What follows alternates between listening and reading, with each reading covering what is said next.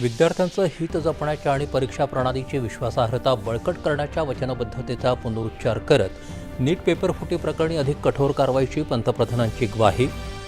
पेपरफुटी प्रकरणांमध्ये सहभागी असलेल्यांना कठोरात कठोर शिक्षेची तरतूद असलेल्या विधेयकाच्या मसुद्याला केंद्रीय मंत्रिमंडळाची मंजुरी.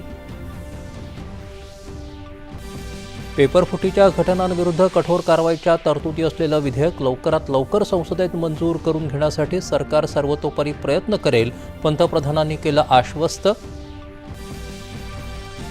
पेपरफुटी प्रकरणी महाराष्ट्र आणि मध्य प्रदेशमध्ये जलदगती न्यायालय स्थापन करण्याची अधिसूचना जारी.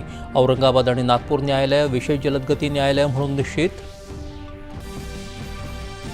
सीजेपी आंदोलक आणि केंद्र सरकारमध्ये चर्चेची दुसरी फेरी. 3 मुख्य मागण्या आणि 5 सुधारणाविषयक सूचनांवर सरकारची भूमिका उद्या शिष्टमंडळाला कळवणार, जे.पी. नड्डा यांची माहिती. परीक्षा पद्धतीत महत्त्वपूर्ण सुधारणा करण्याच्या दिशेनं मोठं पाऊल. राष्ट्रीय परीक्षा संस्थेतील 47 अधिकारी सेवेतून बडतर्फ. कायदेशीर आणि फौजदारी कारवाई देखील होणार. संसदेत 5व्या दिवशीही विरोधकांच्या गदारोळामुळे कामकाज सोमवारपर्यंत तहकूब. खासदारांनी चर्चेकडे पाठ फिरवली तर देशात सकारात्मक संदेश जाणार नाही, किरेन रिजिजू.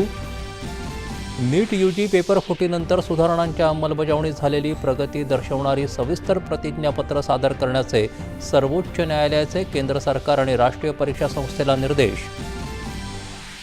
केंद्र आणि राज्यांच्या योगदानातून देशात 3 समर्पित केमिकल पार्क्स उभारण्यासाठी भारत औद्योगिक विकास योजना रसायन योजनेला केंद्रीय मंत्रिमंडळाची मान्यता.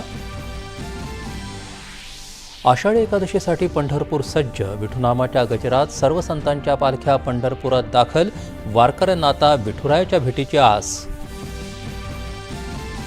पंढरपुरातून मुख्यमंत्र्यांच्या उपस्थितीत पुण्यश्लोक लोकमाता अहिल्यादेवी होळकर शेतकरी कर्जमुक्ती योजनेची औपचारिक सुरुवात.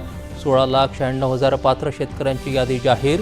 आणि नाशिकमध्ये संततधार पावसामुळे गोदावरी नदीला पूर. पुढील 3 दिवस राज्याच्या बहुतांश भागात मुसळधार ते अतिमुसळधार पावसाचा हवामान विभागाचा इशारा. नमस्कार. 9:30च्या बातमीपत्रात मी विनायक